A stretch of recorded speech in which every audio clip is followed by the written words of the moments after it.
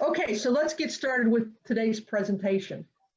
Our speakers are Karin and Manie Wessels, and they are from South Africa. So how does the University of Maryland meet folks like that and put a program on like this? Well, we were all speakers at a program approximately 2 years ago, actually just almost exactly 2 years ago, right before American Thanksgiving, I remember, in China. I gave a presentation on nutrition, and Karin and Manie gave a presentation on their lambing system. And I was enthralled, interested, fascinated. We have promoted accelerated lambing in the US for a number of years. Not a real high percentage of people do it.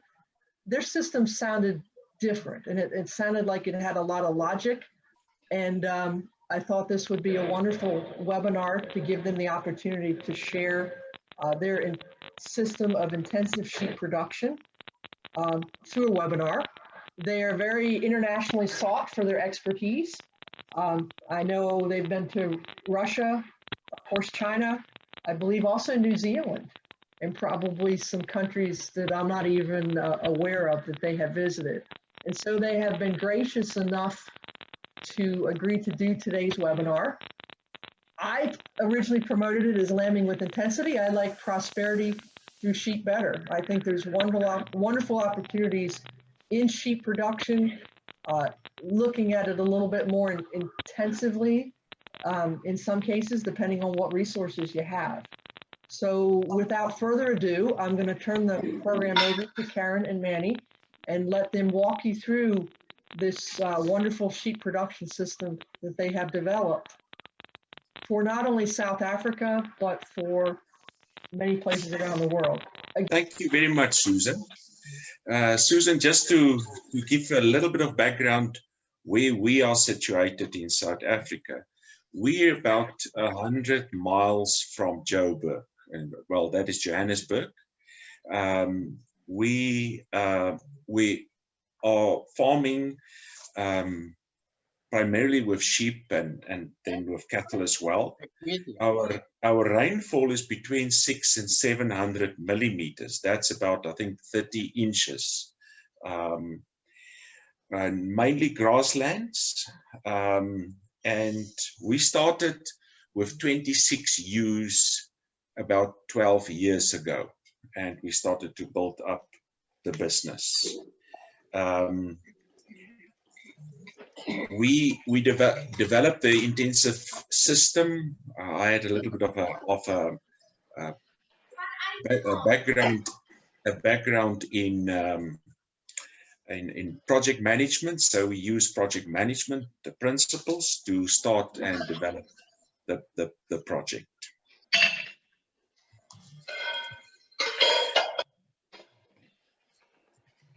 Okay. The project will basically, what we do is we lamb every month. And that's basically because of a need for cash flow in the business. Because farming with cattle, you will basically get income once or twice a year. With the intensive lambing system, we can get an income every month because we are slaughtering and selling lambs every month to the market.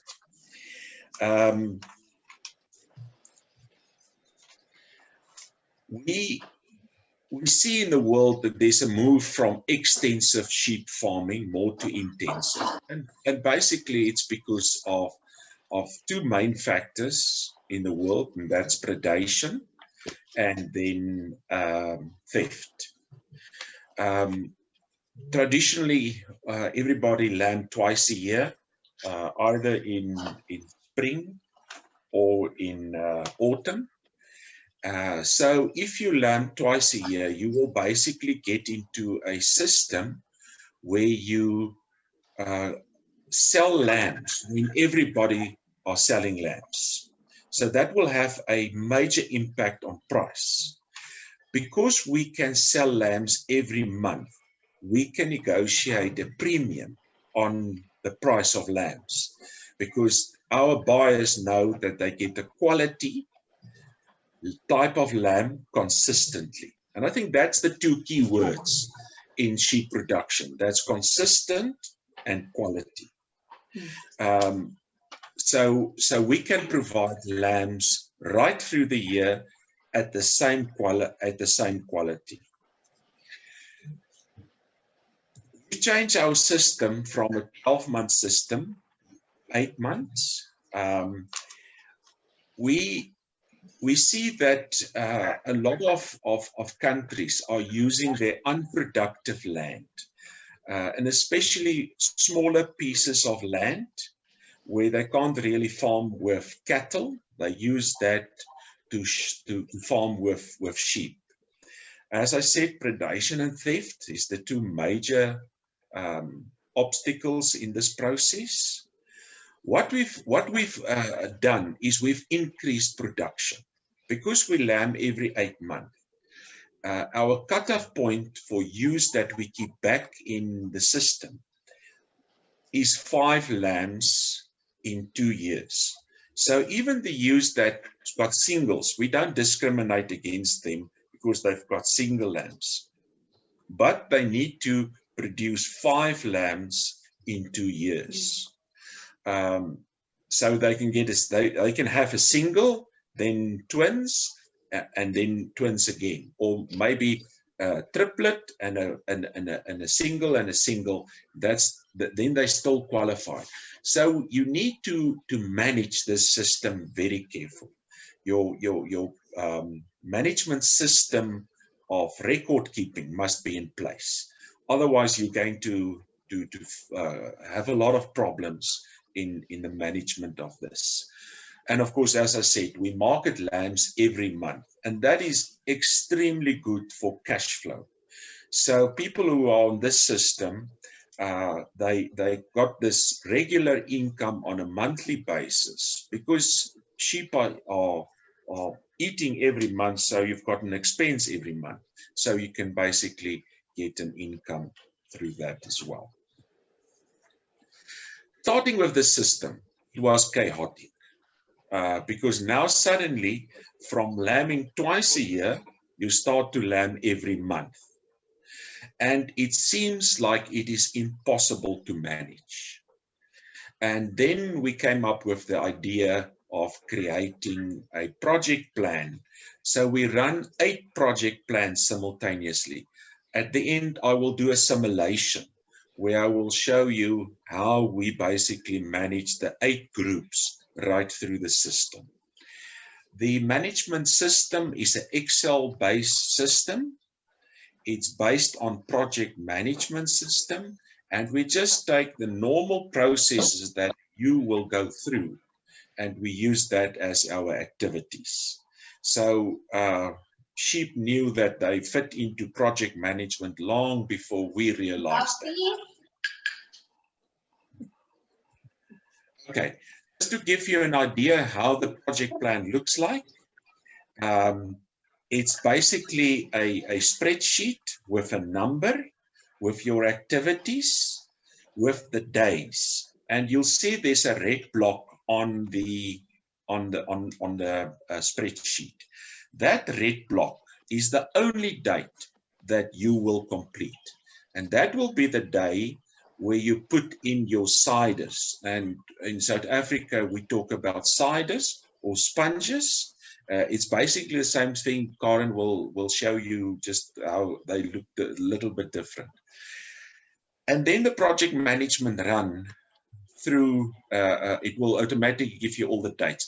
This project management is available on our website. So you can download it from our website. And you will basically, if I can just go back one, you get your activity, days between the activities, the specific date for that activity, and then the time, because there's certain things that you need to do on a specific time. And then your nutrition, and that changes from the various stages that you're going to go through with the ewe. And then your vaccines and your dosing, your products, and then there's a budget part. You know, I don't know. I think farmers all over the world, they can do extremely good planning, but they are very weak in doing a budget. We believe you do the budget before you do the synchronization of the ewes, because the moment that you synchronize this ewe, you can't stop the process, and this process will start running. If you don't have the money in the bank, please don't synchronize the ewe. If you've got the money in the bank, or you've got a good bank manager and you've organized the budget for him, then you can continue. A lot of people are phoning us and say, you know what, we've basically 90% through the process. The only problem is we don't have money anymore. Is there something like cheap food? No, there's no such a thing like cheap food. You have to continue with this process, and you can't stop it. So do the budget, please. Okay, that's just the project plan, and as I said, it's available for you. You can. Okay, just for the first session, just a conclusion. Simple solution for a very complex management system. Believe me, it's if you are running the 8 projects, it's very simple.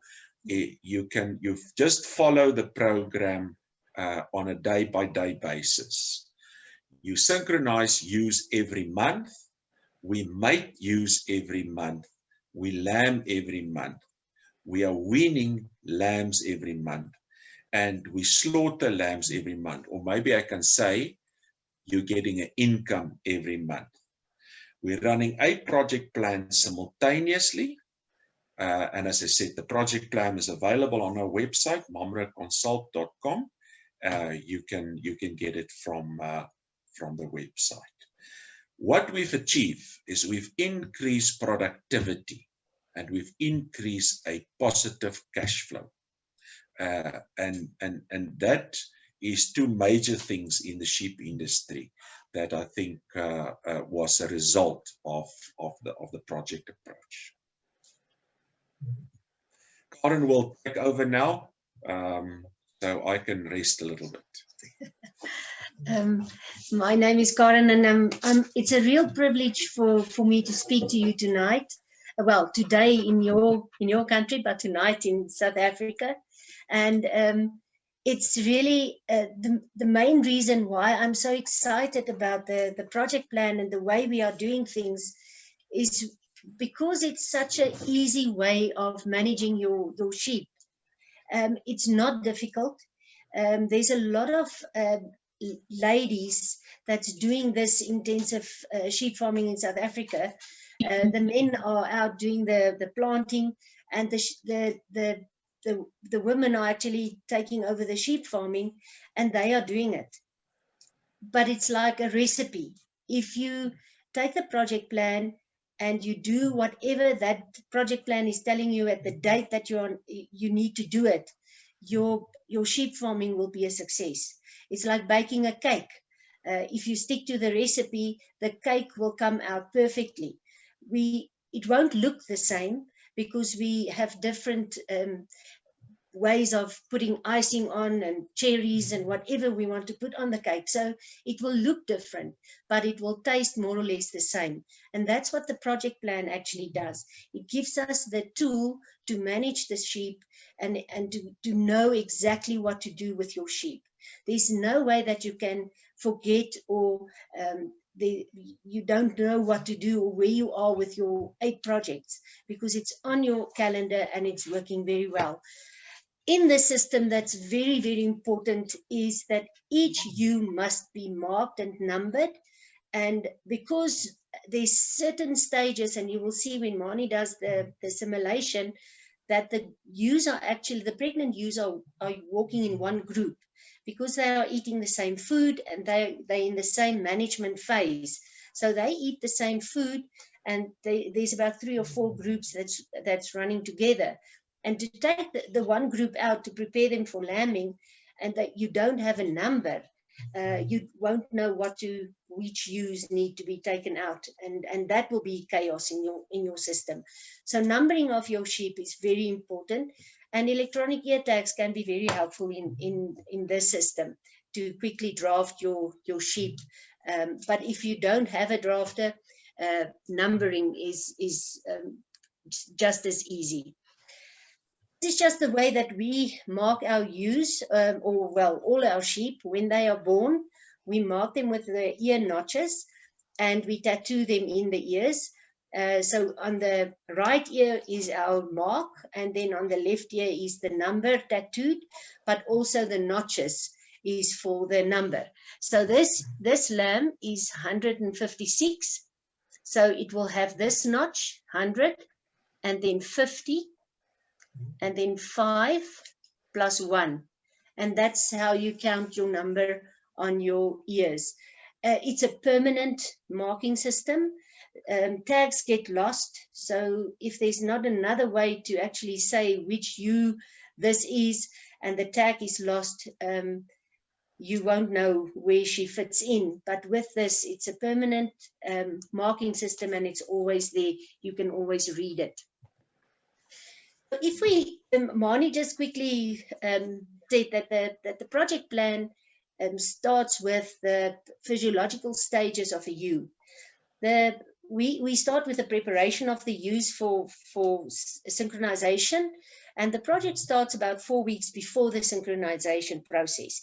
If you think back at the project plan, Manie said there's a red block. Above that is about 30 days that you need to prepare your ewes. The main thing to remember here is that we are synchronizing the day that we are starting to prepare our ewes for synchronization is the same day that we wean our lambs. So it's very important at this stage that if you do use flush feeding, that you do not flush feed your ewes at this stage. You're going to have major problems with your udders. So it's very important with the old ewes or the older ewes in the system to just make sure that they're on a nice feed to keep them in a body condition score of about 3.5. Your maiden ewes are a little bit more difficult. We synchronize our maiden ewes the first time between 9 and 10 months.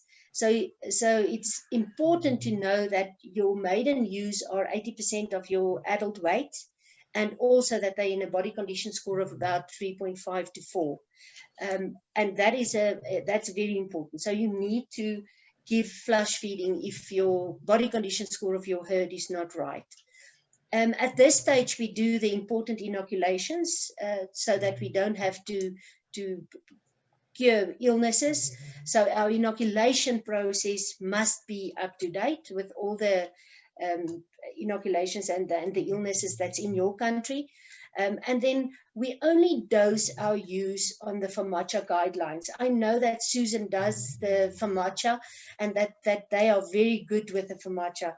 And this is definitely something that if you are not doing the FAMACHA in your herd, it's something to really look at to make sure that you've got animals that's got parasites, but they can live with the parasites. And that's actually what the FAMACHA guideline give us.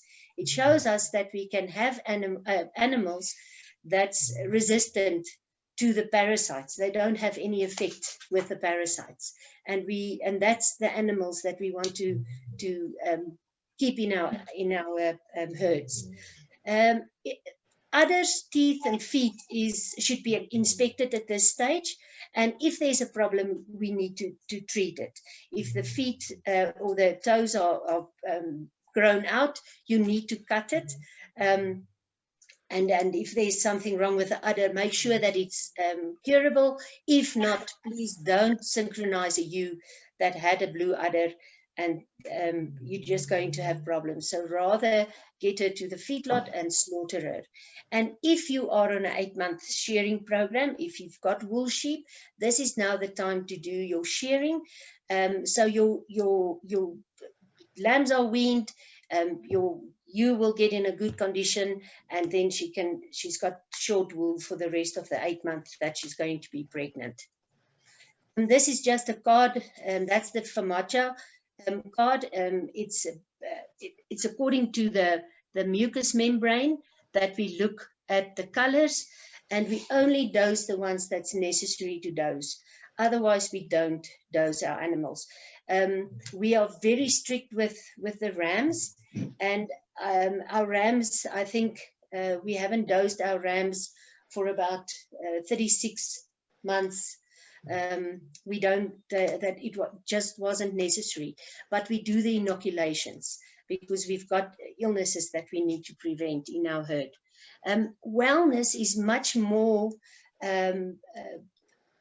it's much more important for us than curing illnesses. And then the body condition score is just no way that you can have a sheep or a ewe in this system that's not in a good body condition score. And we like our ewes to be between a 3 and a 4. I must say at this point that because when we wean our lambs, our ewes are in a very good body condition score. They've been on a full feed ration for about 2 to 3 months, and they are actually more to a 5 at that stage. So it's a struggle to actually get them a little bit less, we put them in a little bit of a diet to get them back to a 3.5 to 4. But it's easy to have them at a 5. But if it's a fertile ewe, the weight won't, or the body condition score will not interfere with her fertility at this stage. And I think that's all I need to say about body condition score. You will see that in every physiological stage, I refer back to body condition score because that's very important for us at this stage. And now we come to the preparation of the rams. Our rams work every month. So because we synchronize every month. So what I say on the project plan, what you have to do with the rams doesn't need to be done every month, but make sure that you do it either every 6 months or 8 months or however your program with your rams work. But please don't overdose your rams. They don't need to be dosed every time that they come into the kraal. The rams play a very important role in our system. We do hand mating, so our rams work very hard. So we test our rams yearly and sometimes every 6 months for diseases, and also do fertility testing on our rams.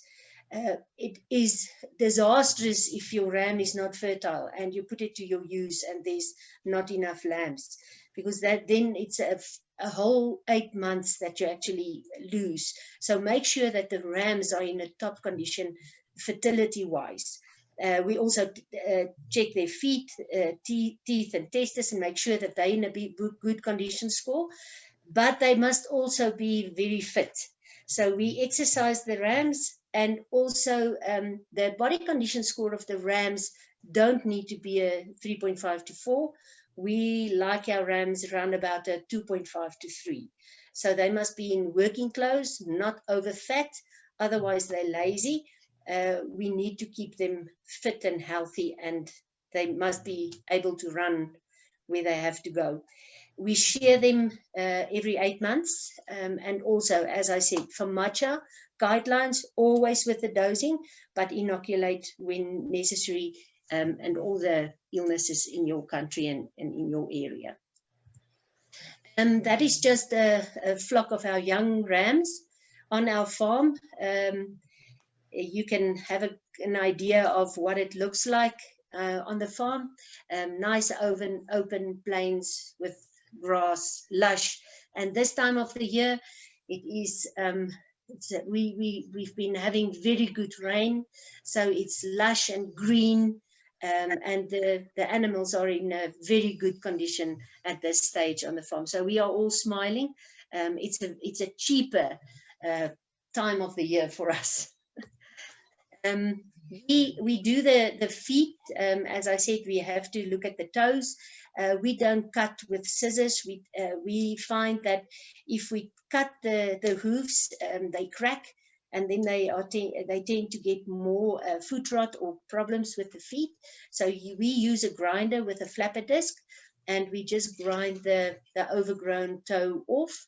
It buffs it out very nice if there was a crack. So it works very well. But make sure that you use it correctly, because it is very quick and you can hurt them.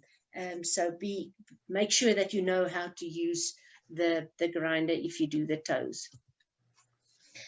Okay, so now we're at the most important time. That's now the red block, and this is now the time to synchronize the ewes. We've got a lot of questions, and we had lots of discussions about synchronization of ewes, and is it negative or is it a positive thing, and is it really working? And I know there's a lot of people that doesn't like synchronization. For me, this is the main reason why we can do what we do. If I had to put the rams with my ewes for 30 days or 34 days, I will always be in the lambing pens. With synchronization, I only lamb 7 days a month, and then we are finished. So it's much easier. We know exactly the date when the ewes are going to start lambing. They lamb. We've got all our people in the lambing pens to assist if there's a problem, but we're there to check and make sure that every lamb that's born are going to be a lamb that we can count, because that's our profit at the end of the day. So the synchronization of the ewes are very, very important.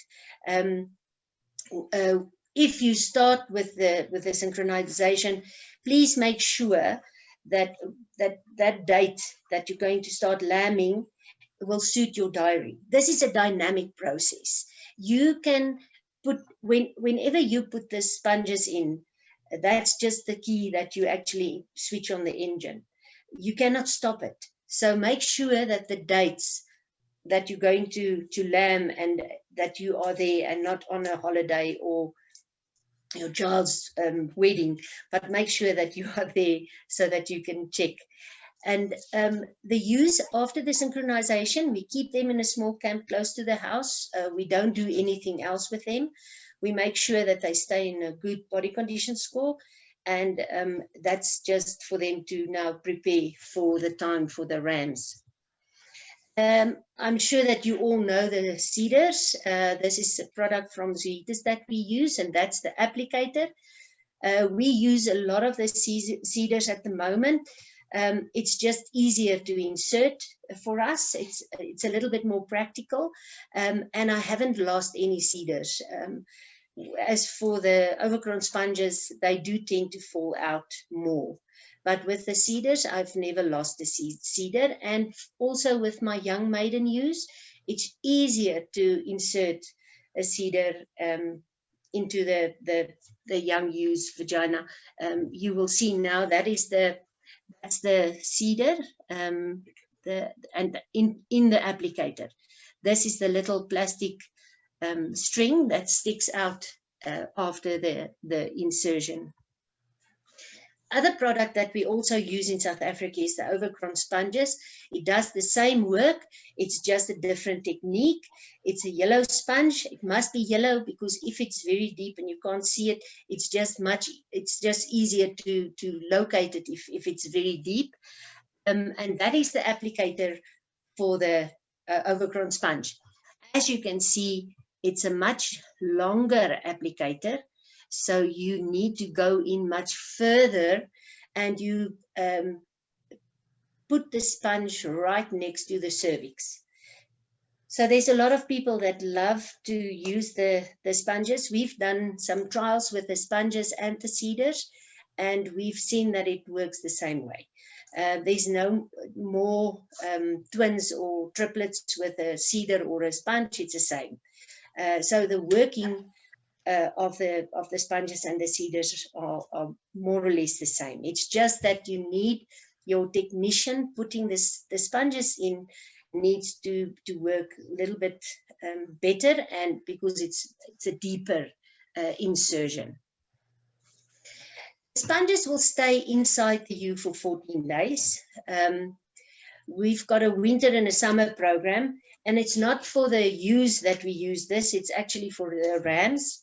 In summer, it gets around about 35 to 39 degrees outside, so it's very hot. So in summer, we would like our rams to work during the night. So we pull the sponges in the morning, and then the next afternoon, round about 4 o'clock, we put the rams in with the ewes. The ewes will come on heat and in season around about 10 o'clock, 11 o'clock at night. So then it's nice and cool, and everybody can be happy and relaxed, and it's a nice atmosphere for the rams to work in. During winter time, it's definitely not the time to have them in the middle of the night when it's really cold. So then we pull the sponges around about 6 o'clock at night, and then not the following, the next day, we put the rams in 6 o'clock in the morning. So when it's nice and warm again, the rams can start working, because our winter temperature goes around about -14. The coldest that we had on the farm was -19. So, and that's very cold for us. I know it's very much colder with you guys with the snow and everything, but that's just the way we work with it. We do use PMSG to inject the hormone right after we've pulled the sponges, just to make sure that all the follicles that formed definitely will expel an egg cell. So we do have a little bit more twins and triplets, but we don't inject more than what was prescribed by the vet. We don't want loads and loads of lambs. We only actually want 2 lambs per cycle. That's what we actually tend to have. When you pull out the sponge, you must make sure that the sponge is definitely not inside. Don't leave any sponges inside. And if a sponge has fallen out or a cider has fallen out, you cannot slaughter the lamb because of that. That's the operator's fault. So you just need to move that ewe as quickly as possible to the next group so that she can be synchronized again. What a trial that we did was to actually keep the ewes, because of the sponges that fallen out, keep them in the group and put the ram with, but none of them fell pregnant. So it's no use putting them to the ram at that stage. So just put them in the next group, then you know that she will fall pregnant the next time. So now we're coming the mating time, and after we've pulled the sponges and we injected the PMSG, the ewes will come in 36 hours. So our rams, we put our rams in a little bit before the 36 hours, and then we leave them there for 3 days, because after that, the whole cycle is over. Our ratio that we use for rams to use is 1 to 5. We don't put more ewes to a ram, because we make sure that there's enough rams to mate with all the ewes more than just once. So, and that's where you get more twins and triplets. We've got 2 sets of rams that's working. At this stage, we do the synchronization, and then 2 weeks later, when we took the rams out, we put the rams back for the follow-up rams. If there was a ewe that didn't take the first time, she's going to come in season again, because she was synchronized. So you can use that sponging again.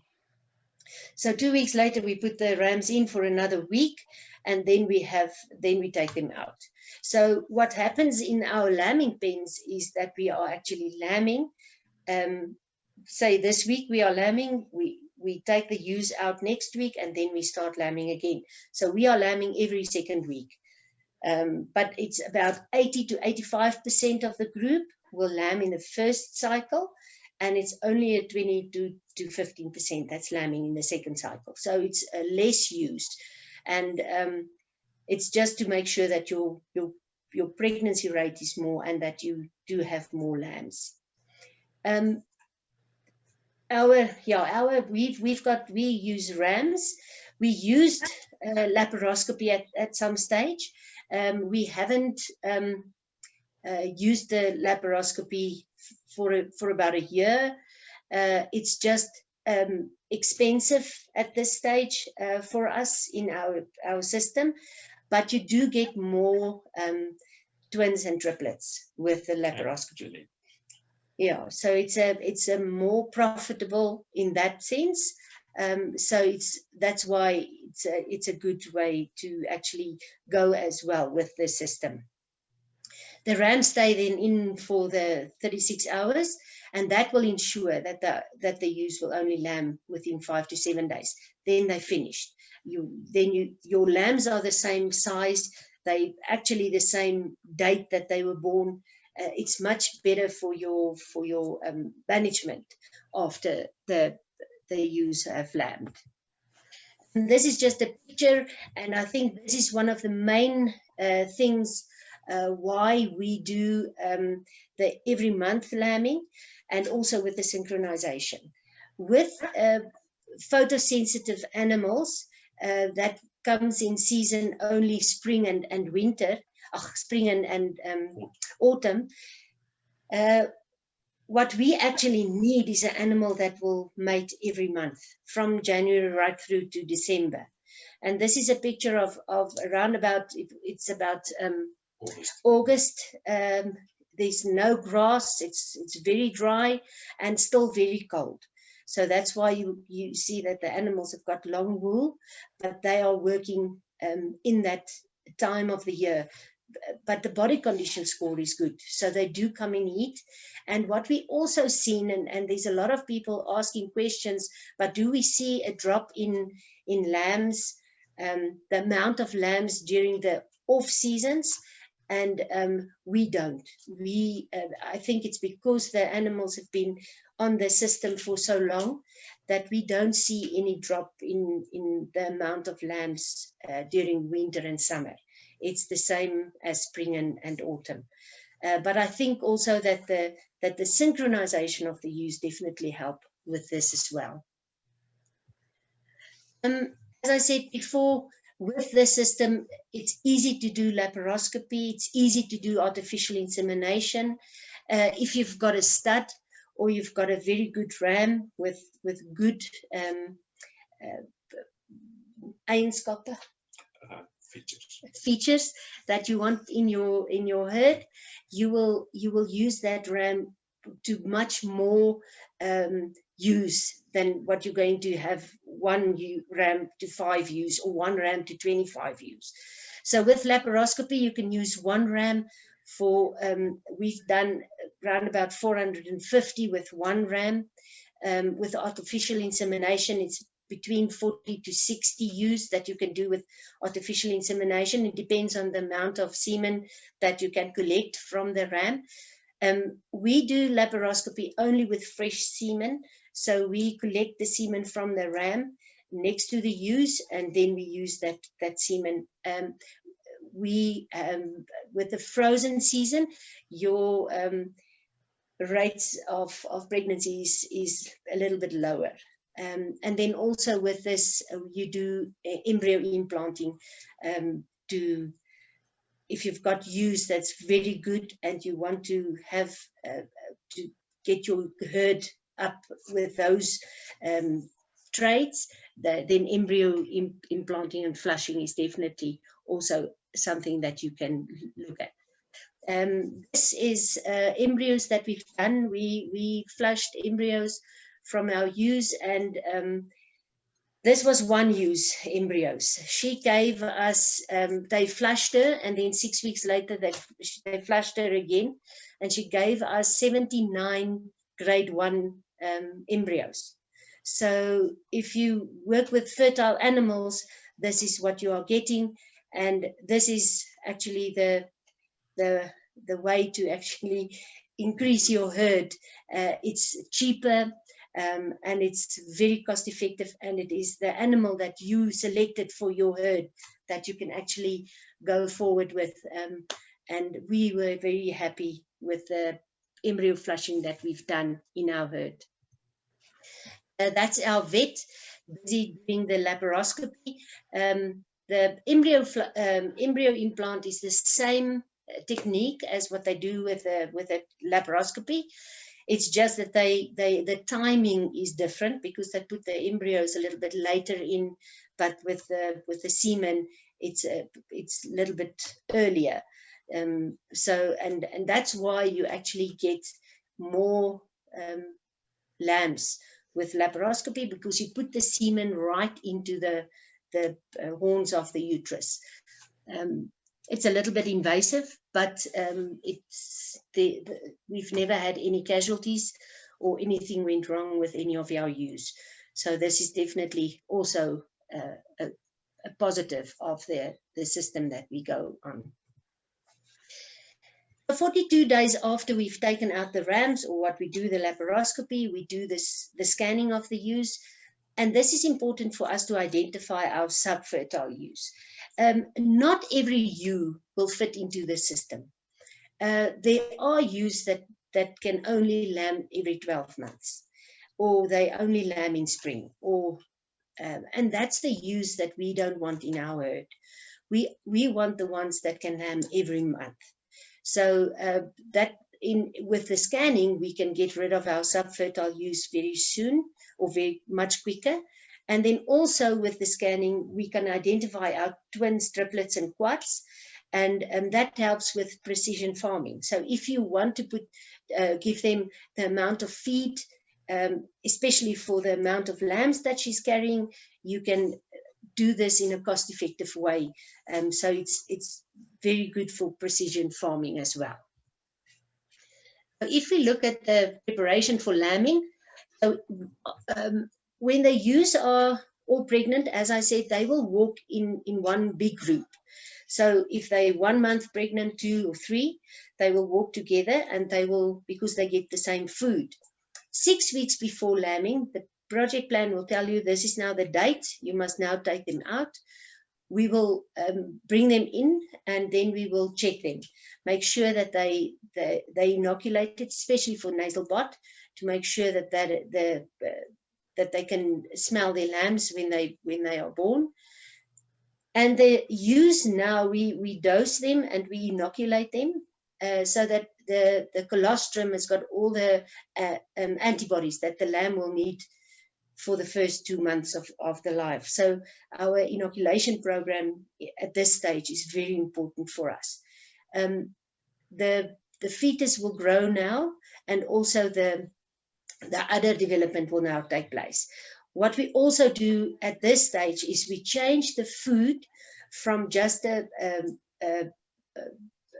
production lick to a full feed ration. If we don't adapt the stomach to the full feed ration, we'll have big problems in our lambing pens. The stomach, they're not adapted to it, and you'll have acidosis, and there's a lot of problems associated with that. So with the first week when we take them in, we start them off on about 500 grams of the full feed ration, and then they get roughage as well.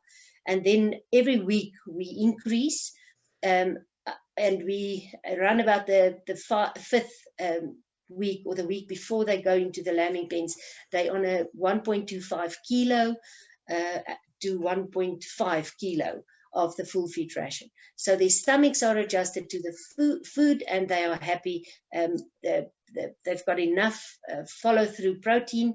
The udders are nice and big, the colostrum is fine, and the lambs are a very good weight so that they can be viable when they're born. So we try and get everything in order before the lamb is born, so that everything is just there for the ewe and the lamb to survive this whole stressful situation. And at this stage, we don't do any other activities with our ewes. We don't shear, we don't run, they don't run around, they just like pregnant ladies just lying on the beach. And that's the group that we out, and you can see that it's still winter, but the body condition score at this stage is still very good. And that's just before they go into the lambing pens. You can see that the udders are nice and full. The stomachs are very nice and round, and they are ready to have their lambs. When we put them in the lambing pens, because we know when the ewes are going to lamb, we always synchronize our ewes on a Monday. So our ewes always start lambing on a Monday.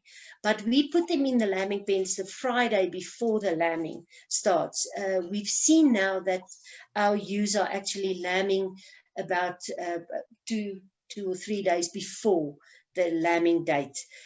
So we put them in just to get them used to the environment again, the sound, the lights, the people walking around, and that they're happy that when they start lambing and there is a problem or we are there, that they're not skittish, that they will stay calm and relaxed. Our lambing pens, we use pine shavings for the fluid absorption and also for fly control. Pine shavings has got turpentine in, so that's a natural fly repellent, and it smells very nice. So we use the pine shavings. After every lambing, we spray the pens with F10 or HDH swimming pool chlorine, and then we throw lime under the shavings and then the clean shavings on top. And that's just to prevent any illnesses and an outbreak of illnesses in the lambing pens. The lambing pens are always a calm and quiet environment, and we rather watch them and not do a lot, because a ewe can have her own lambs. That's nature. We don't need to intervene the whole time. We just need to intervene when there's a problem. You see the problems much faster. You see when it's only the head coming out and no feet. You see when it's a breech delivery, when it's just the tail coming out. You know that that lamb will not be born at all. So that's the cases that we intervene, and we make sure that that the lamb will survive and the mother. So we need people to look after the pens for us, and also we are walking through the whole time. At this stage, the room that we are sitting in, it's about 3 meters. Then it's my lambing pens, so I can hear if there's a ewe starting to lamb. So this is very nice for me. I'm actually in my element. In my previous life, I'm a midwife, and I delivered a lot of babies, human babies. But now I've got my my labor ward with my animals. But I must say they much more appreciative towards me. They just want food and water, and then they're very happy. So I enjoy the lambing pens a lot. And I think that's why this is such a successful endeavor as well, because I enjoy being there. And this is a very nice time for me in the 8-month cycle. On day 7, when all the lambs are born, we put elastics on the tails. I don't cut the tails. We use the elastics. I just don't believe in open wounds in the lambing pens. It's just a place where we can get illnesses. And also then we mark the ears with the numbering that I showed you before. And then also what we do is we paint the lambing pen number on the ewe and also on her lambs. So if they go outside and there is a problem with the lamb, it's easy for us to see which lamb has got a problem, and then we can get the mother quickly. It's just to identify them quickly. We dose our lambs at birth within the first 4 hours after they had the first colostrum. We dose them with rota paste. It's a product from Bayer. It's just to prevent any diarrhea or any problems. It's a probiotic, and it helps with, and it also gives the lamb energy. And then another product that we used is BioBoost Kickstart. And that's a very good product for lambs as well. It got nucleotides in, it develops the stomachs very quickly. So if they start eating, that they don't have stomach problems. And then the kickstart part for the BioBoost, that is a liquidize. It's an energy booster that we use for our lambs, especially with the triplets and the quads, the first one and the second one in winter, that's very cold. We just give them some liquidize and it keeps them warm and energized. The BioBoost Kickstart has got the liquidize in, so that's why we use it within the first 4 hours. It just helps with that first few hours for the lamb to have enough energy to get to the mother and to get the colostrum and to make sure that it's going to survive. So that's the two products that we definitely use in our lambing pens. That is just pictures of our lambing pens. The other question that people always ask is what the flooring should be like. We've got a ground floor and also cement floor. The only thing that we've seen is that with the cement flooring, it gets wetter quickly. With the ground flooring, the drainage is soil. With this, it just drains easier. But there's no illness or anything different between the two. I just want to show you one thing on this picture, that on that leg of that ewe and that one there is Velcro bands. We use the Velcro bands on the legs of the ewe just to mark them for the group. It's just for easy identification, and it lasts quite a long time. So this is the pink group, as you can see, the pink Velcro bands.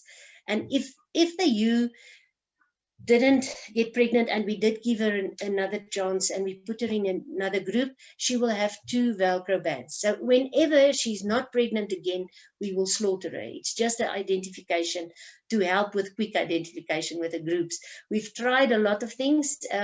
With electronic ear tags, it's easy, but with not having electronic ear tags, sometimes you must use easy things to identify the groups and to take them out. So this is just something practical that I deal with you.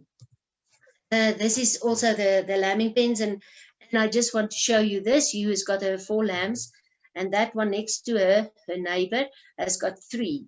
So the 2 ewes have got 7 lambs between them, and that's the profitability of the intensive system, and that's what we are going for. All of the lambs survive. They're all strong. We do help them in the beginning with a little bit of extra milk and supplement just to help them until the udder is fully full and all the milk is in, and then that ewe will raise her 4 lambs herself. I know there are people that's taking away some of the lambs, leaving 2 and give the other lambs to other ewes. We don't do that because that's that ewe. If she has the 4 lambs and she can raise them, she's a very good ewe. And that's the kind of animals that you want to keep back in your herd, because that's where your profit lies. Because there are some ewes that can have 4 lambs, but they don't wean them. And that's not, so that's just a kind of method that I use for identification to my best ewes in the herd. Okay, so after 10 days, we now start taking the ewes out of the lambing pens. We take the ewes with the single lambs out first. We can take them out, all of them. We make sure that they settle down and they don't scream. We put them in screaming camps first. If they get the mothers, then we move them out to bigger camps. The lambs with the twins, we start then, but we don't take out too much at a time so that they can just get used to calling to the mothers. What we do find is in the lambing pens, the lambs don't really need to call out to the mother. Because the mother is just there. She's always at hand. So as soon as she walks out, they do need to start calling each other, and we must just give them a chance to just adapt to the fact that they now need to call each other. We don't have a problem of ewes not getting their lambs. It's just that you must not be hasty and have a lot of ewes in one camp. The triplets and quads we keep in a small camp together. If they are too much, we split them, because they already have got a bit of they've got a lot of lambs to look after. So we don't want them to now fight for food. We keep them in a nice place where they can get to the food and the roughage and everything easy. And then the lambs are introduced to creep feed as soon as possible. What we find in the lambing pens is around about day 5, the lambs start eating with the mother. They see that the mother is eating the pellets, so they start playing with the pellets in the mouths. And around about, they actually start around about day 3, 4. They start to play with the pellet, and around about day 5, they start swallowing. So they start to eat quite quickly in the lambing pen. So when they go out, we just open the creep feed gate and we put the mother's food, the full feed ration, in the creep feed space. So the ewes go in and then they eat there and the lambs follow. If we see that the lambs are following the mothers, we close the creep feed gate. And then we start with the creep feed, and then the mothers get their food in the place where they can eat. That's just to adapt the lambs to the creep pen. So they adapt very quickly to eating in the creep feed. And that's just a picture of the lambs when we start to take them out. As I said, we mark them.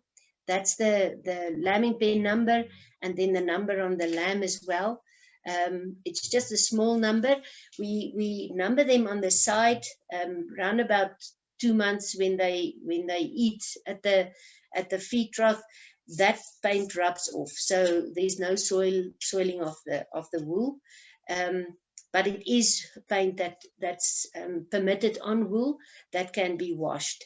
And then, as you can see, that the elastics are already on the tail, and that's now they're ready to roam a little bit with their mothers.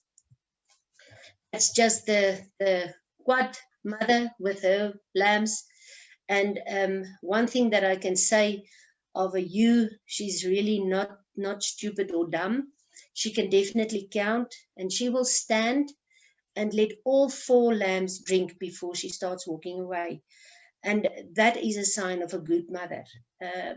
If she can do that and she can wean those 4 lambs, then you will have a good money-making machine in your herd. That's just 2 ewes with their triplets. That's 2 young ewes. As I said before, we put the sponges in with our maiden ewes at 10 months, 9-10 months, so they will shed the first teeth in the lambing pen. I will not suggest that you do that with lambs extensively or outside in a pen, because if they are going to have their lambs and they are shedding their teeth, they will not be able to keep their body condition score. But if they're in a lambing pen and they are on a full feed ration, they don't need the front teeth at this stage to feed themselves. So that's the reason why it's a good idea, because they will have their lambs at about 15 months, and that's the time that they're going to shed their teeth. So make sure that if you want to do it, that you're definitely going to look after those maiden ewes, otherwise you're going to lose them. That's just our creep feed pen. Lambs learn that very quickly. We got this creep feed gate. It's got little screws on top that you can actually open up a little bit wider, because what we found is they grow so fast that they get stuck. So if it's movable, it's just much easier to manage them in the creep feed pen. So we nearly finished. Then Manie can go over to the simulation. So the remainder of the project plan is we wean our lambs at 8 weeks. It's 56 days. The ewes then go back to the beginning of the next project plan. So she's been prepared now for the next synchronization date. And just on this subject, I just want to say something, because I know that there's farmers that say, but a ewe need to rest. And the question that I want to ask you is, what part of the ewe must rest? Because we stay, the N3, that's a big highway going down from Joburg to Durban, and the guys run the comrades. So I'm sure you've all heard about the comrades, the runners. And then after the comrades, the guys come back, we see them with their legs outside the window and they're really tired and sore. But if you go the next day and you're in Joburg, you will see that those guys have got their running shoes on and their PT pants, and they're already running again. So you have to keep a muscle in exercise. And the uterus is nothing but a muscle. So if you keep it in exercise, you will have a ewe for a very long time. You are not going to use up all her egg cells much faster. She will die at 12 years old with more egg cells than what you've used in her lifetime. There's enough egg cells for her to have triplets every time. And using this system gets very old because they eat very good food and they don't have to struggle at all. So our ewes get around about 10, 12 years old, and they still have twins every 8 months. So it's not a destructive system on the ewe. If you look after them, they will look after you. So with the weaning, the ewes go back to the project plan and the lambs go to the feedlot. We inoculate them the first boosters when we wean them, and then at 12 weeks we give the boosters. The lambs are weighed regularly, and we slaughter our lambs between 50-60 kilograms on the hoof. Our market wants a lamb carcass of around about 23 to 25 kilograms. So that is very good for us. And we get that within about 40 to 50 days in the feedlot. So our maiden ewes are then taken after 12 weeks, they're taken to small camps where they will be on an outgrower ration to about 10 months. And then our rams that we will use back in our herd goes onto a feed conversion test to see which ones have got the best feed conversion ratio. So because we want animals that can grow with less food. And that's just something that we see is definitely working for us. That's just our lambs in the feedlot. Those lambs are around about 8 weeks old. And then what we've got at the moment, and it's just finished, we are very, very excited to tell you about this. DIMSA, it's a company that's writing herd management programs, electronic programs and herd management programs. It's a very easy program, and they wrote it on the project plan.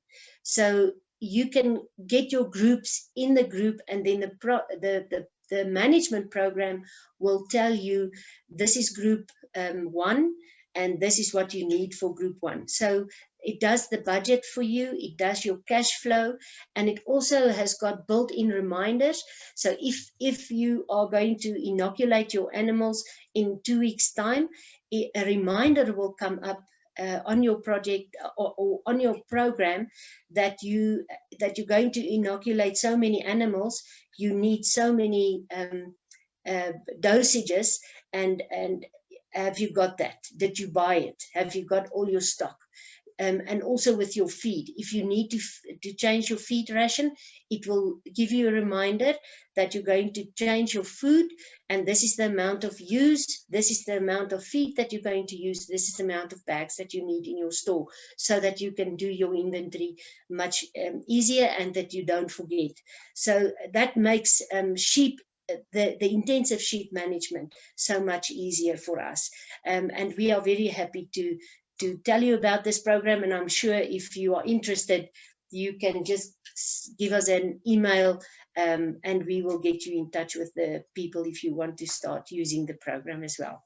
I think that's the last of my stories. That's just what the program looks like. It's really easy.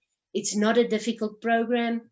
It gives you all your animals, the grandmothers and the great grandmothers are all still on your master animals, so you can go back to a family line to see what is the fertility of that line.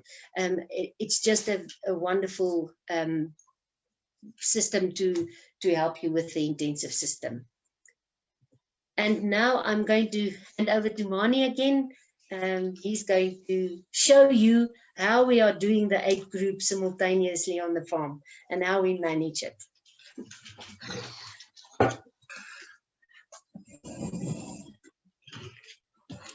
Okay.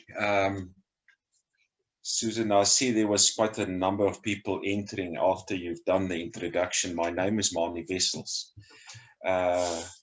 Susan told you about we met in China. And one thing that she neglected to tell you was that we were on the Great Wall together, which was one of the highlights of my life. Not the Great Wall, but being with Susan on the Great Wall. Okay. This is basically people always ask you, what facilities do I need? And this is just to sort of a layout of what facilities one needs and how the process flow right through the system. Because you will basically start with the preparation of the sponging, as Karin was telling you. And then it will move down to the large group, which is actually the pregnant group, and then to the preparation for lambing, into the lambing pens, used with 1-month-old babies and used with 2-month-old lambs. Then that ewe will go back to preparation, and the lambs will go into the feedlot, and the maiden ewes will go to the young ewes and run there for a couple of months, and then all the other facilities, which I will explain in much more detail. Okay, this is basically the layout of a farm. You will start on your left-hand side, preparation for synchronization, large group, prepare for lambing, lambing pens, camp for 1-month-old lambs, use in 1-month-old lambs, camp for 2-month-old lambs and ewes, feedlot and all your feedlot facilities, and then maiden ewes. Okay, let's start with the preparation for synchronization.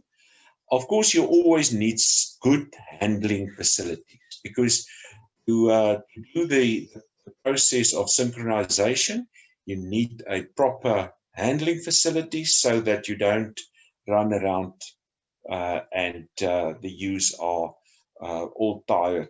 So if they are, you've got good facilities, but good facilities is facilities that are not expensive, that you can do it yourself, which will help you in the management of your ewes. So what we try to do is we put rams to them and try to get them pregnant.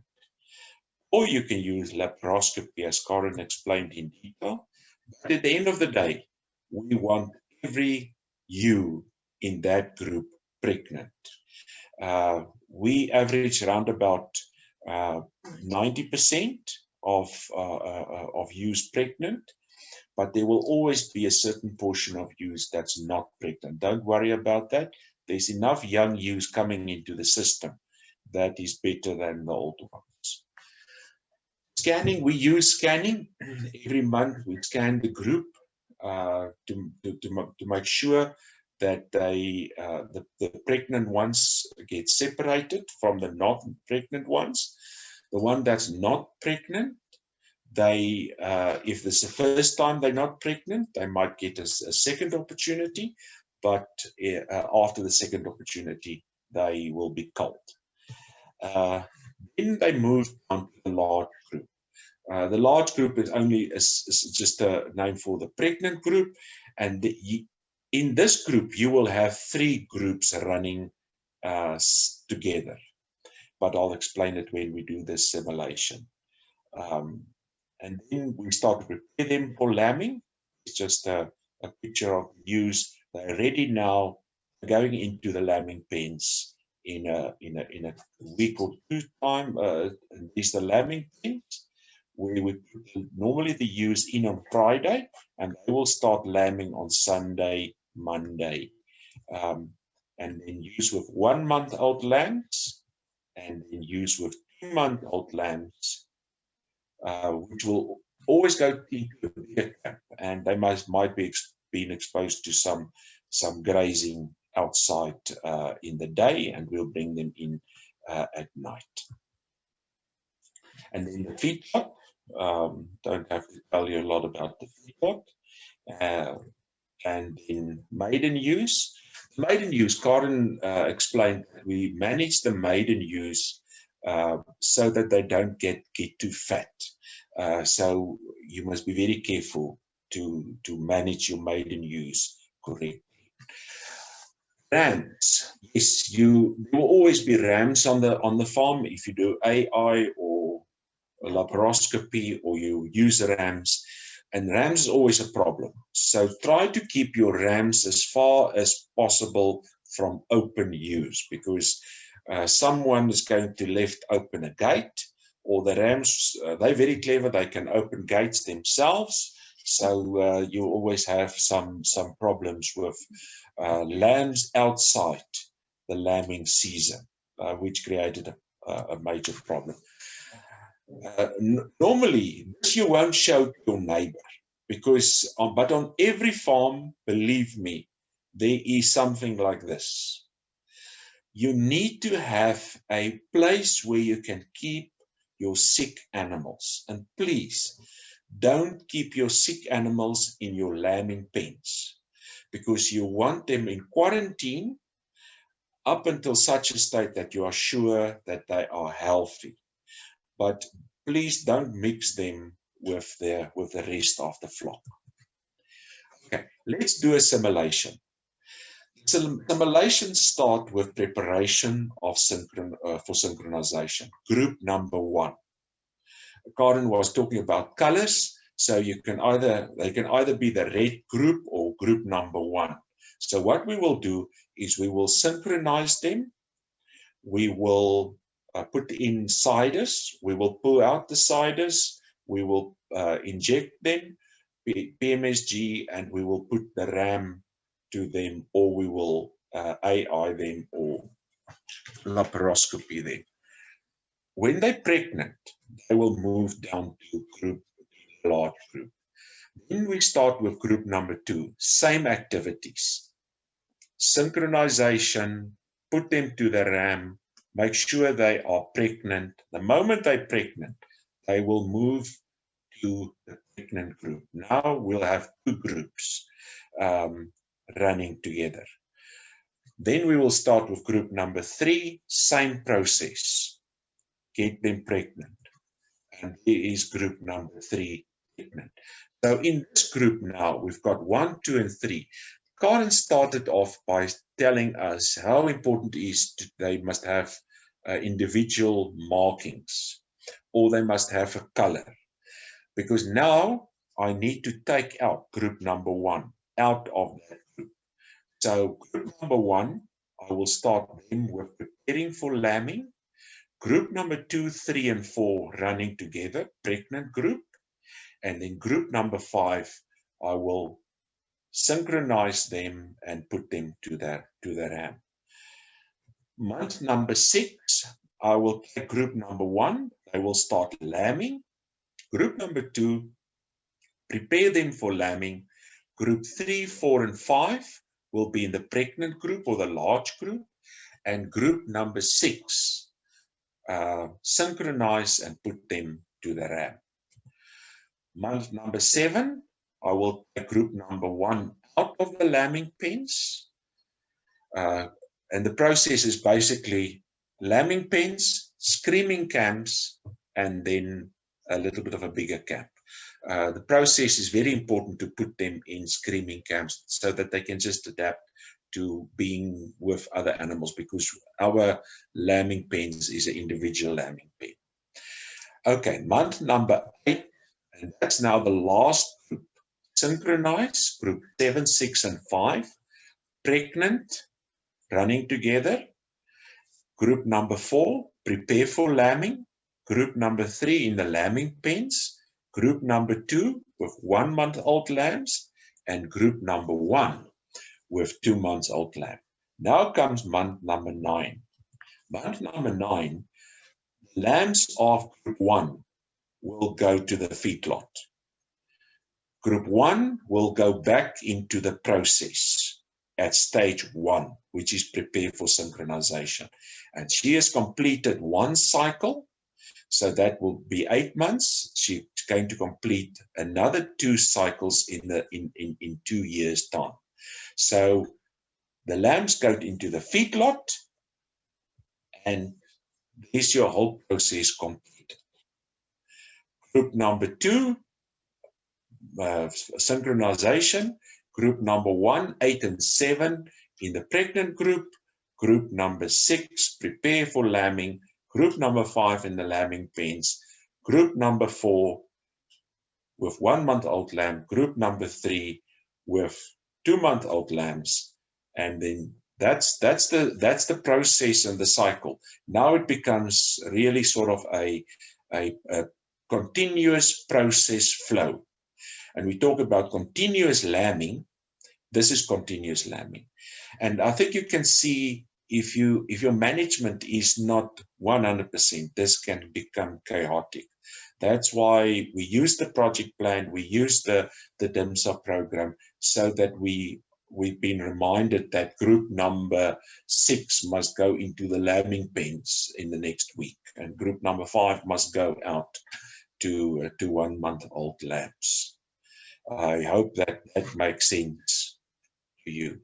Okay, what do we try to achieve? What do we measure?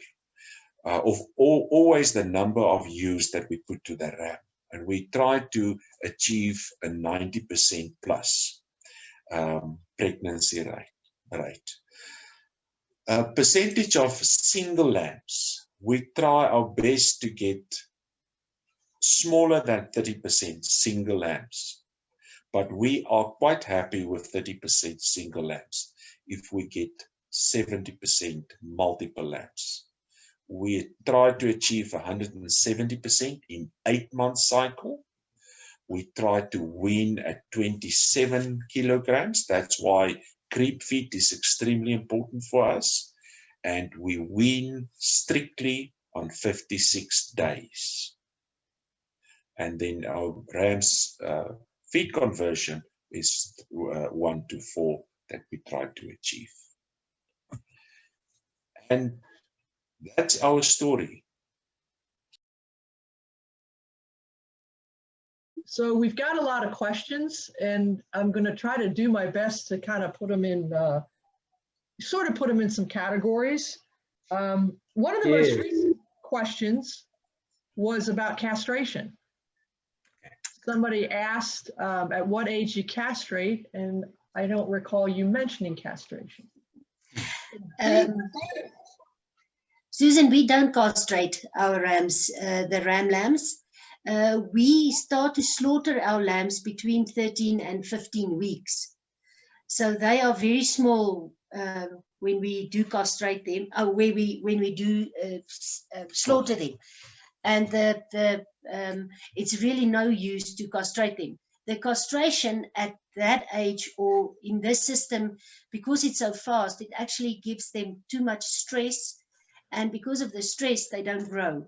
So we find that if we do castrate them, we have a problem with our growth in the feedlot. So we'll rather not castrate. And what we also find is if we have, if we've taken out the ram lambs, if you're not going to keep your rams for yourself, it is actually advisable to keep the tails on as well, because that's also a stressful factor for them. It's not necessary to castrate and to docking tails. What is important is that when you put them into the feedlot, you have to separate the ewe lambs and the ram lambs that's in the feedlot. Mm.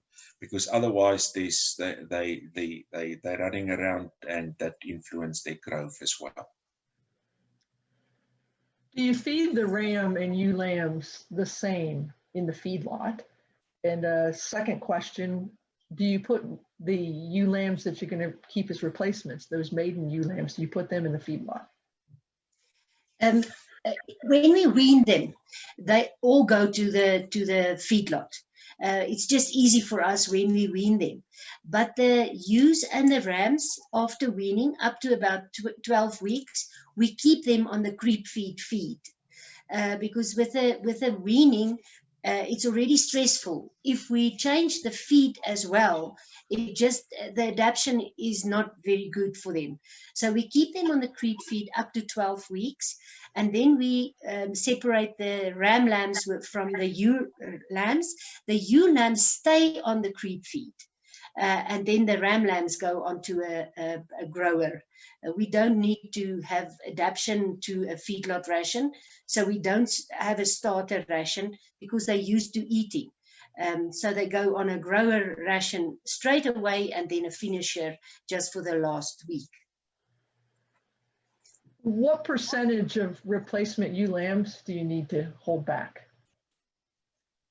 Okay. We keep back around about 80% of our ewe lambs. Because there's a need for ewes that is adapted in the system. There's a specific market that we can sell our ewes in the market. So we've got quite a demand of selling ewes. But I think if you don't sell ewes, you can slaughter a little bit more ewe lambs. Let's say around about 60% of your ewe lambs that you will keep back. So there was a question early on about flush feeding, and what did you mean by that? Okay, especially with the maiden ewes, if they're not in the winter time as well, when it's a difficult time for them to really graze and get a lot of nutrition outside, we do bring them in when we start with the preparation, and then we start with the flush feeding. It is a specific pellet that's been formulated for the ewes to actually get a little bit get on body condition score, and to get a little bit more protein, so that they are on a good condition score and everything in her body is actually working well. So that is a flush feeding pellet. But the older ewes that's just come out of the system never use that. We don't use that for them. They will get too fat, and that will interfere with the fertility of the ewe. We had a question, why is it crucial to ensure that ewes are dry before mating? Is it not possible for them to be pregnant if they are still producing milk? Yes, we've tried that several times to get them pregnant with a lamb at feed. They will get pregnant, but they will get pregnant with singles. You're going to lose quite a number of twins. The moment that the ewe is weaned, that ewe tend to give multiple lambs much easier. Susan, there's a trend. we as people try to manipulate this whole system very much more. And there's some of the farmers in South Africa that's actually doing the system on a 6 months cycle. But what we've seen is that all of them are back on an 8 month cycle because they do fall pregnant, but their lambing percentage come down. So that is quite important for us. And what we've realized is that if they are dry, they are definitely going to give you twins and triplets. So they have more lambs. So your lambing percentage is definitely a little bit higher when they dry. Is it necessary to deworm ewes if they're not going out to grazing under zero grazing circumstances? No, because they won't be affected by parasites at all. So, and we've seen that. So in a zero grazing, it's really not necessary to dose animals. Definitely not. There were a lot of questions around your synchronization program, which of course is the foundation of the system. Yes. I'm just trying to look a few of the questions. Several people were curious about how much PMSG you gave.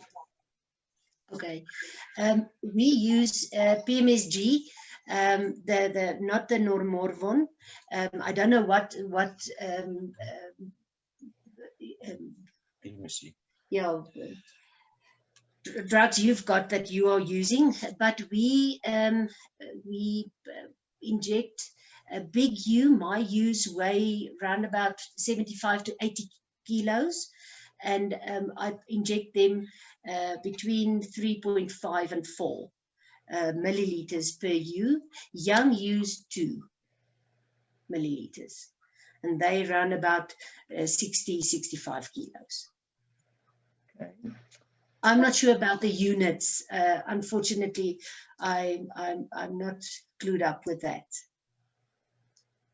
A couple of questions about the breed or breed composite that you're using. Okay, the most of the ewes that you've seen in the pictures are Dormer ewes. It's a breed that was bred in South Africa. The breed is about 77 years old at this stage. It was bred from German Merino rams on and Dorset horn ewes. So that was the breeding that they've done, the composition. So at this stage, it's a purebred, the Dormer that we use. It's quite adapted in our area. It was bred for smaller farms and especially for a slaughter lamb production system. All our lambs that we slaughter A2. I'm not sure about your classification system, but it's a A2 that we slaughter. That's what the best price for the carcasses are. And then also because of the Dorset horn, that's where the fertility of the breed comes in. And then also what we also use is Duini Merino ewes. The ewe with the 4 lambs that was standing at the shed. She is a Duini ewe, but we breed them with Dormer rams. So the lambs grow fast, and we see that at this stage, what we've seen is that the Duini ewes, because of the feeding and they are smaller, the adaptation to the system is much better because they're not so big to keep them on a good body condition score. So they have more twins and triplets and quads than the Dormer at this stage in our herd. But I think it's just the way that they adapt to the feeding system. And when and how often do you shear, and where does wool fit into your overall production system? Okay. The Dormer doesn't have good wool. It's got a very high micron, about 26 to 28 microns. So they're not close to the merino type of wool. So wool for us is more for isolation in winter. than anything else. There is a little bit of income out of wool, but it's a very small income. But the wool protect the ewe, and especially in our winters, because they're not on the roof, they are outside in the cold. And when do you do your shearing, and how often? Oh yes, the shearing. We are shearing on a 12-month system. The ideal is to shear on an 8-month system. You know, just after you've weaned your lambs, is to shear your sheep. But that's very difficult to manage, because you need a specific facility for that. So what we do is we shear twice a year, normally in October and then again in February. We shear the groups that's early pregnant and open in October, and then after we've weaned the lambs, we shear the one that haven't been sheared in February. So we've got 2 shearing dates. Do you think your system would work for most breeds of sheep, or many breeds of sheep? Yes, we believe that it's if your ewe can give you multiple lambs, and especially if the ewes are smaller, it's much more profitable. If we look at the type of sheep that they used in China, it's a very small type of sheep, and then they cross them with a type of a dorper type of thing that will give them a heavier lamb. So the only thing is that they must lamb right through the year, and they must be able to give multiple lambs every time they lamb. Susan, I'm sorry. sorry. What we've seen, and we've been quite way around the world, and there's a lot of people that's using the system. And what we've seen is that any sheep can actually fit into the system. But there's always sheep, doesn't matter what breed it is, that's not going to fit into the system.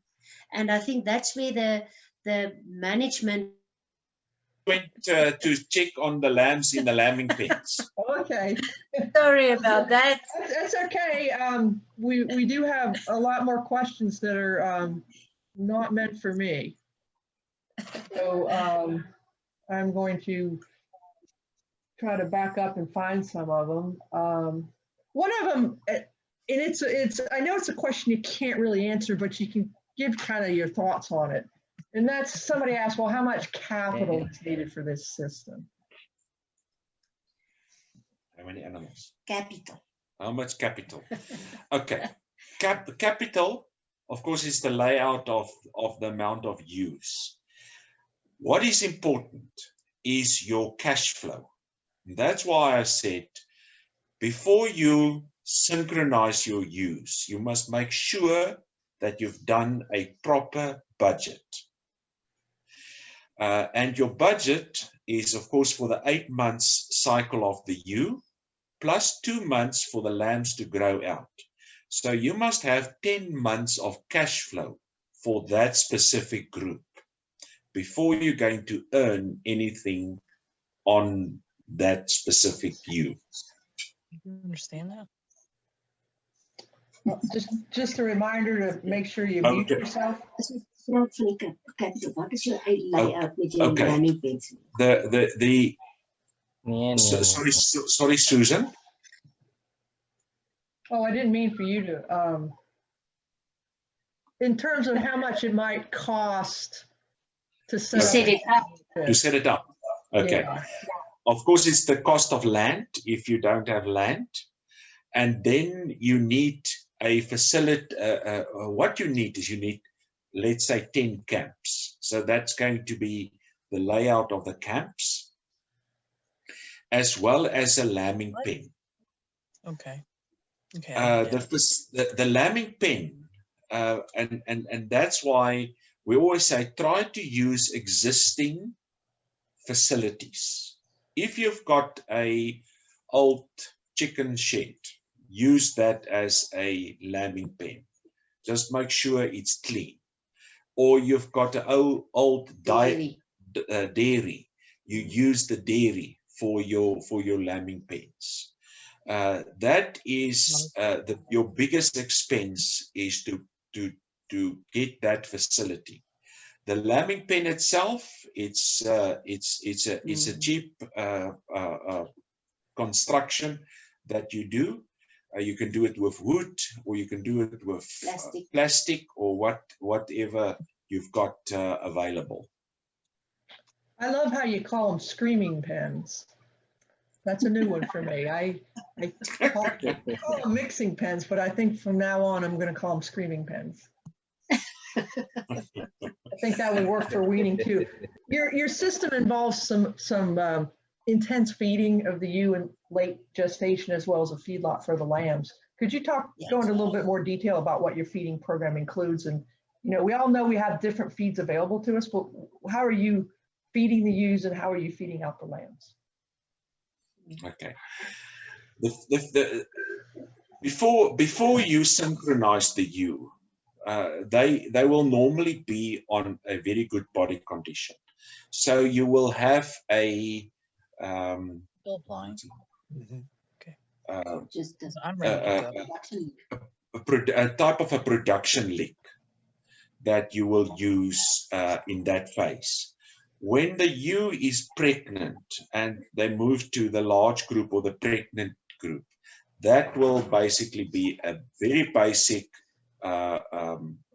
lick that just maintain the ewe for that period.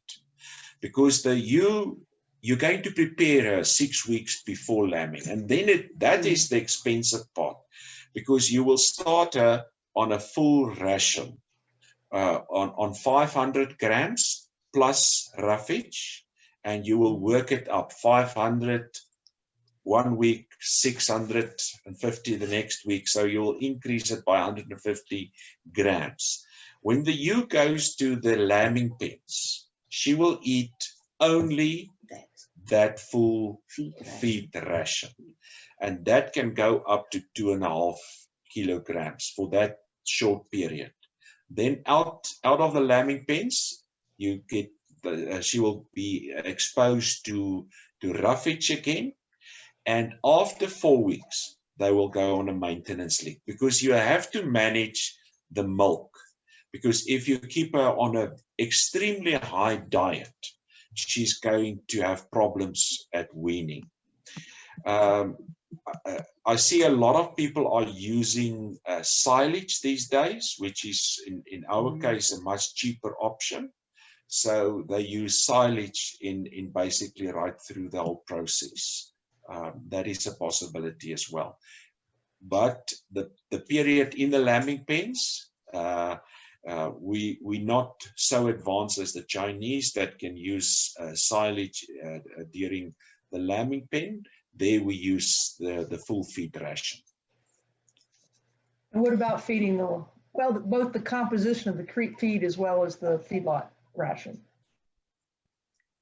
The creep feed is not as much energy as the feedlot ration. It's a very high in follow-through protein and lucerne, and then a TMR that we use for the creep feed. So it's more for growth than really picking up weight. So it's a very specialized feed that we give with the creep feed. In the feedlot, we use more a maize-based ration, high energy. So we need them to gain, to grow fast, as well as gaining a little bit of fat as well. So we need them to finish off better, quicker. So is it a complete pellet or a TMR in the feedlot? It's a pellet. It's a pellet. complete pellet. Yeah. Do they get any roughage? In the beginning, yes, we do give them with the creep feed. When they're still on the creep feed, we do give them roughage. But as soon as they go onto the grower pallet, we want them to eat only the pallet, because that's what they need to grow. Because we can, as soon as the weight, we can start slaughtering. And if you can turn your feedlot faster, that's where you save money as well. So if you can get them out quicker, that's actually better. I'm going to switch over to rams a little bit. A few people have asked about whether you're putting multiple rams in with ewes. I think you mentioned your ratio was what? I'm trying to remember, 5 ewes per ram. Yes. So does it? So is it 1 ram go with 5 ewes or 2 rams with 10 ewes? When we were still running the stud, I had small pens for a lot of small pens with 5 ewes and 1 ram, but that gets a little bit complicated if you have the a lot of ewes. In the beginning, we started with not so many ewes, so it was easy. We had the 5 or 6 or 8 pens where the 5 ewes and the 1 ram was. It's easy for stud management, because then you know exactly which ram mated with which ewe, and when they're in the lambing pens, you know exactly that's the lamb. There's no mix-up of anything, so your stud records are much easier. But as soon as you go into more commercialized and you want to have bigger groups, it's easier to mate with multiple rams. But then we also try and keep the rams,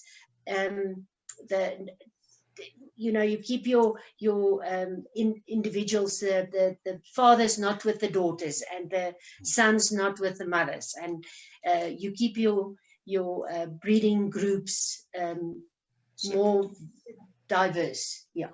But you don't know who the sire of the lambs is. No, but if you've got your the groups that you put with the group, you can know who's in the group. So if you take out your ewes and you manage your ewes and you put the rams with, you can see in the beginning, it will show you which ram is not supposed to be in that group.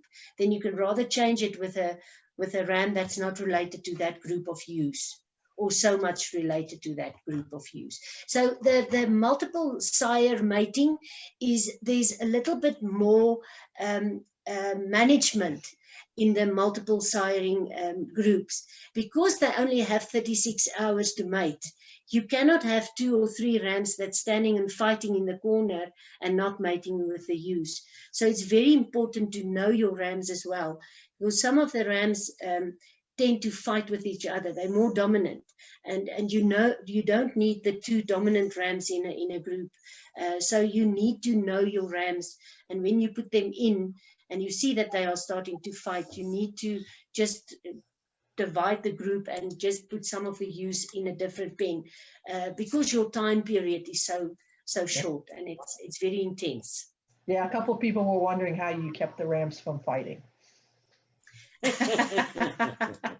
think you mentioned that with a lot of ewes. I think you mentioned that you make the rams exercise. I remember when we were in China, one of their big issues was the rams were fat, and they had some hoof or feet issues, and they had an exercise area for them. Yes. Our rams are in a very big camp, so it's quite far away from the farm as well. So every day, if we go and we don't give them food every day the same time, so they don't know when we are coming. So, and we try and give them food different places in the camp as well. So as soon as they see the bucky or they see the people coming, they start running, and we actually just start whistling, and then they start running around. They've got quite a hilly area with a lot of stones, so the hoof treatment is not as you don't need to cut the hoofs so much. It's much easier with that. Speaking of exercise, how do you accommodate pregnant ewes? Do they, especially I guess in late pregnancy, do they get any exercise, or is that a problem? No, we don't exercise them, just a normal walk in the camp. And they usually come to the house, closer to the lambing pens in smaller camps. So it's just their normal walk. We don't exercise them, no. Are there any issues with the pine shavings and the fleeces? No, when they go out into we never shear when they in the lambing pens. In the fleece. Oh, in the fleece. Yeah. Okay. So we don't shear them when they in the lambing pens. So after 2 months when we wean, and if we wean those ewes, there's no pine shavings in the fleeces at that stage anymore. We don't have a problem with that. No, it's not a problem for us. If you could pass your magic wand, would you prefer that they be hair sheep if they were just as productive? Is wool a disadvantage in this system? Yes. No. Wool is definitely not an advantage. Okay.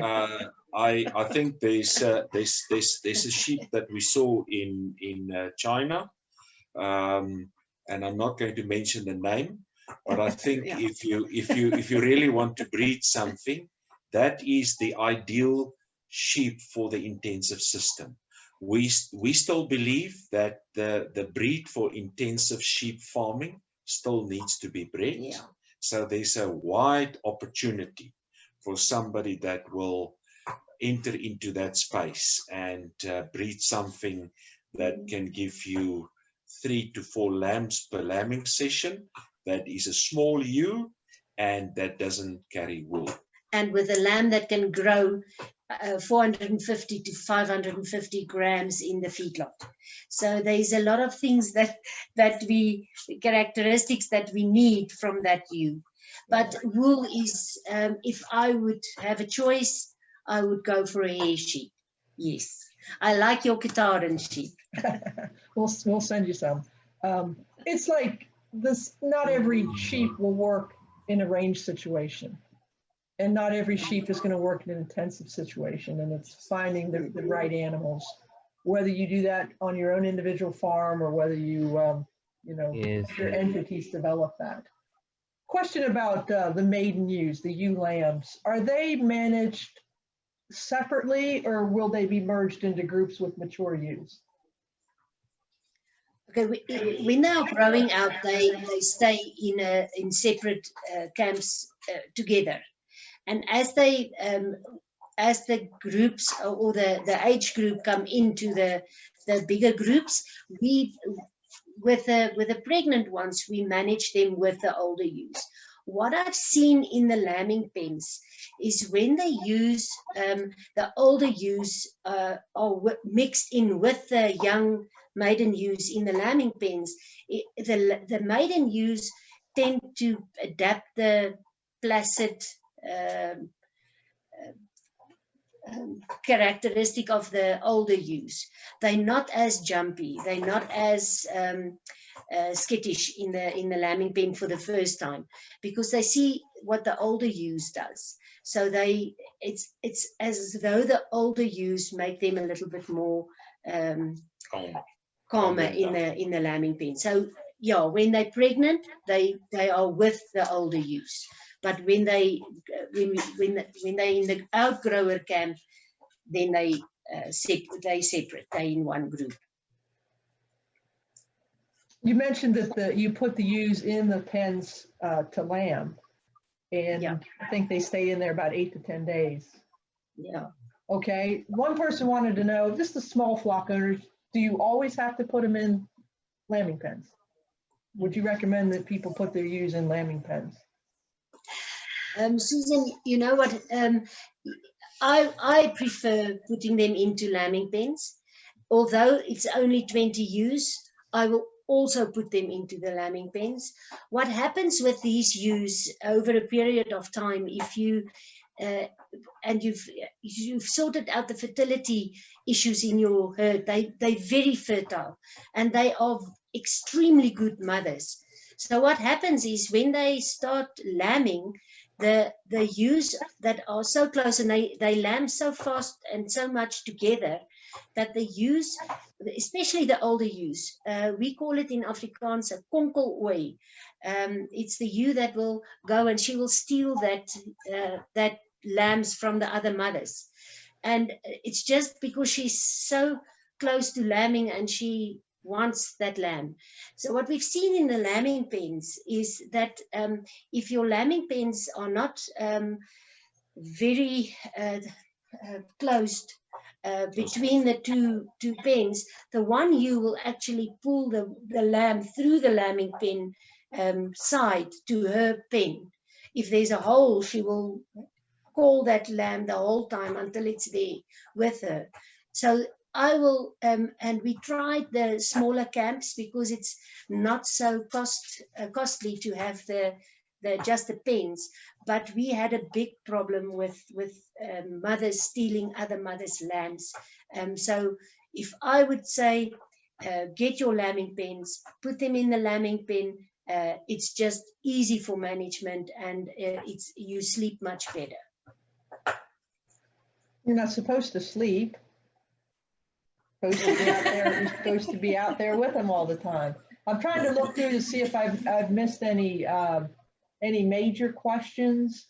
Somebody had asked a question about your lambing system versus the Cornell system. I don't know if you're familiar with that one.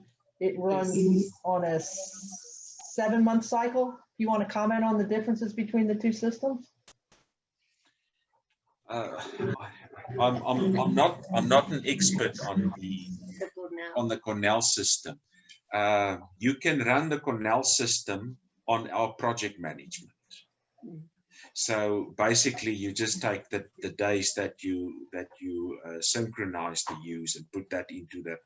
So our system is a very open system. Some people are running our project management plan on a 12-month cycle, or they run it on a 9-month cycle. So the Cornell's got a very specific sort of breeding time. I think it's to eliminate the seasonality out of specific ewes. Our system is basically, it depends on when you synchronize. Our system starts, and it's just a simple control system to know what activities to do when, and then to manage your activities around the project. So I think you might have answered this next question. This is from a producer, and this is a pretty typical system in the US. Rotational grazing with a winter confinement period, and that's when lambing occurs. Can this system be adapted to that? Yes. Yeah. It's the rotational grazing system is what in South Africa there's a lot of people using cover crop system a certain part of the year, and you graze that when you with the ewes that are pregnant or the large group that will go out for into the grazing. And then, of course, the rest will be in small camps with their lambs. We tend not to advise people to take the ewes with the lambs out because that creates a lot of other problems with predation. So we try to keep them into small camps and rather feed them in the small camps. So what about doing the entire system indoors? Like a chicken house or another type of facility, like what we saw in China. Yes, yeah. That's ideal system to do a 100% under roof system, and especially with if you've got silage, is to feed them silage right through the year, and they will be in confinement for 365 days per year. Susan, it depends on also on the how big land you've got. what we've seen is in countries where there's vast areas of grazing, the people tend to have a semi-intensive system. So they graze outside when they're pregnant, or the maiden ewes will be outside, the rams, but then the ewes with the lambs will be inside the lambing pens, and then they will also go outside grazing in pens where they are confined and away from the predators. But when you start with small pieces of land, where land is very expensive, people tend to start having the system 365 days under roof. And we are seeing it in South Africa as well. I think it's just a different way of looking at the intensive system. We've seen that it is definitely working. You just need to manage your system very well. Luckily, we've got the synchronization that we can say this is now the group that needs to be synchronized. We don't need to use teaser rams to see which lambs ewes are ready, and we don't need to have lambs born 365 days of the year. So it's only a week a month that we do have ewes in the lambing pens, and that just simplifies the system for us with the synchronization. But there's a lot of farmers that's adapting to the 365 days under roof. Also in South Africa, because they've got small areas, land is very expensive. And with the land issue in South Africa, people don't want to buy more land. They rather want to use and utilize the land that they've got, but they need to make a profit, and a good profit, on the land that they've got. So they are making plans, and that's one of the plans that they are making, and it's working. One of the visions I have for my area is to take advantage of these obsolete poultry houses, Yes. lamb in there, feed the lambs out in there, and then graze the ewes on the solar sites. Not only is it free forage, but it's paid grazing, and it has tremendous potential in a lot of places to combine solar with sheep farming. So, but I think the take-home message from today's presentation, I think, is management, management, management. Whether you're managing 8 groups, whether you're lambing every 8 months, whether you lamb once a year, you need to know what's going on. You need to identify your animals, and you need to know you need to do things when you need to do them. And to me, that's the take-home message. There were a few questions about your farm in particular. How many ewes do you have? How many rams? Okay, just a little bit about your farm in particular. And could you adapt this to small farms? Maybe I have 30 ewes. Yes, you can. I think that's much easier if you've got the ewes, because then you can. Okay. Yes, there's certain parts, and especially in Namibia, where it's extremely dry, where that will come in to supplement for the lack of grazing. If you've got other sort of grazing, it's much cheaper than the fodder. The fodder is an intensive system in itself, so you have to manage that very, very carefully. Otherwise, it will give you a lot of problems on its own, because of the way you manage or not manage that green feeders. But there's a place for the green feeders in the system. Yeah, my experience with it is it's extremely expensive. Yes. And you'd have to be in a situation where every other alternative is also extremely expensive. And you have to have cheap labor. Cheap labor. Yes. Yeah. Yeah. Again, lots of questions about the estrus synchronization. Have you tried? We used it the last 2 years. We used cedars to bring ewes into heat. so that we could actually do libido testing with young males. So we were testing their ability to service females. And so we put CEDARs in. We did, we didn't breed them. We were just bringing them into estrus. And, but you have experience, if you tried different protocols in terms of how long you've kept the CEDARs in or sponges in, with and without other injections, with and without the RAM effect or teaser rams, if you tried different protocols to get to where you are now? Yes. In South Africa, we've got a company called Ramsep. That's the Ram Semen company, which do a lot of the laparoscopies. So they've done a lot of research on that. So there's a lot of research done already, and they will work out your program for your region, for the breed, and for the weight of the ewe. So they've done. We ourselves haven't done. We just follow the recipe. And like I said earlier, a lot of work's been done in the States with estrus synchronization programs as well, particularly West Virginia University, but a lot of different work's been done. Somebody made a comment about lack of ultrasound scanning is one of our biggest hurdles. It is in the United States. Is your system with lambing every 8 months in 8 groups, how effective is that going to be if you don't have access to ultrasound scanning with fetal, first to see if she's pregnant, but also to get fetal numbers? Can you work around that? Are you going to be okay without that if you don't have access to it?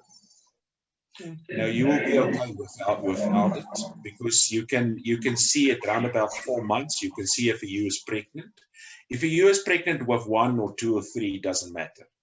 I think the most important part is to take that ewe out of the system before the expensive part. And the expensive part is 6 weeks before lambing. And you will most probably know 6 weeks before lambing of just looking at the ewe, if the ewe is pregnant or not. So, and then the most expensive part, and because the ewe cycle is very short, you don't lose so much time, and you can actually run the system without ultrasound. So when you get fetal numbers, do you separate them for differential feeding in the last 6 weeks? No. No, we don't. We don't. So you don't really need fetal numbers? No, you don't. So if you just used a simple pregnancy scanner, a simple pregnancy like Pregtone, that's just, then that would work, because you're not separating. It's more than enough. More than enough. Yeah. Okay. If anybody has a burning question, I'm going to tell you that I have missed. I'm going to tell you to feel free to unmute yourself. If I've missed a burning question, I've tried to go through all of them, and I'm thinking I've got most of them. But if you got a burning question. Oh, you still haven't told us how many ewes you have. We are running our groups are between 175 ewes and 200 ewes per group. It depends on the groups that we've got. So we are running 2,400 ewes on the farm with about 500 maiden ewes, and we've got 163 rams at the moment that's mating with the ewes every 2 weeks. So there's, but they are working very hard, the men on this farm. Well, the rams are key too, because it doesn't do you any good to synchronize them if somebody's not there to. Susan, I see somebody's asking how big is our farm.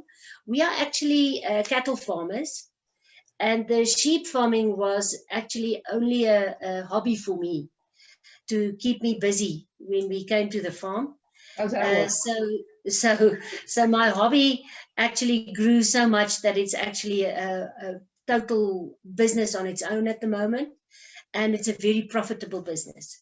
So, but our farm is, we work in hectares. We've got 3,500 hectares of land. But as I say, primarily it's for cattle farming.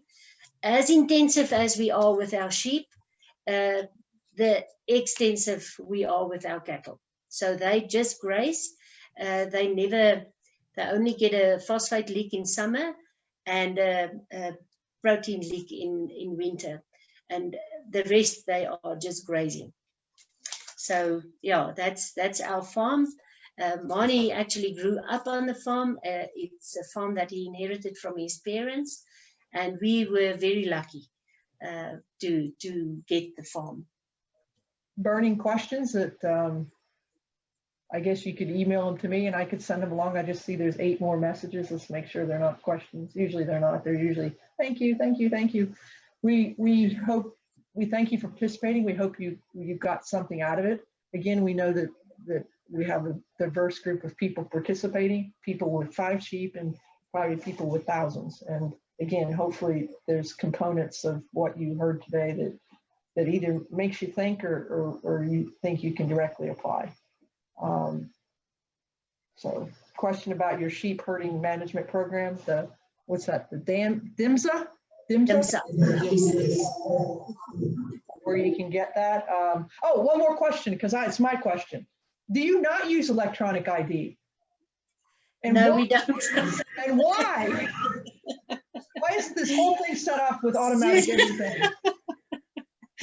Susan, yes, one of the things when we started with this, it's a hand system and we've been working with that. And then this whole electronic, the RFID system came in, and if you look at your capital expenses, the drafters are quite expensive. And if you have a manual drafter that you can actually draft into 3 or 5 camps, you don't need the electronic tags. So that's why we use the Velcro bands and the paint on the ewes. But as I say, if you don't have a lot of laborers and a lot of time on your hand, it's much easier to use the electronic tags. We are struggling sometimes, but we've managed so far to do it by hand. So